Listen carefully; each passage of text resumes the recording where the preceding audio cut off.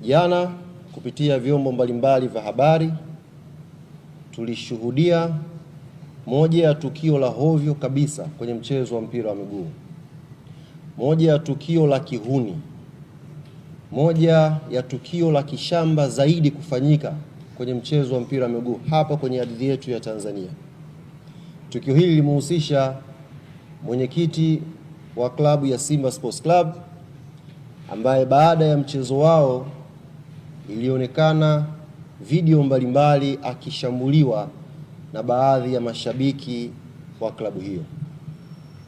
Sisi kama Young African Sports Club kwanza tunalaani vikali vitendo hivyo. Ni vitendo vya kihuni ambavyo havina nafasi yoyote kwenye mchezo huu pendwa wa mpira wa miguu.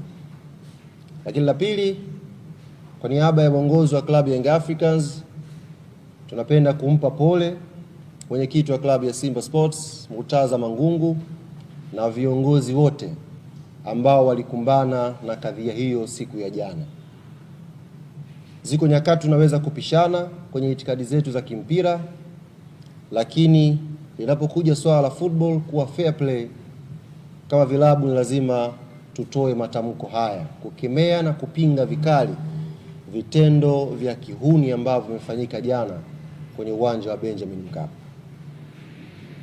Kama ambavyo wametoa wito watu wengine, na sisi klabu ya Yanga tunaliomba jeshi la polisi lichukue hatua stahiki kwa yoyote ambaye atabainika amehusika na vitendo vile vya kishamba vya kumshambulia mwenyekiti wa klabu ya Simba kwa siku ya jana.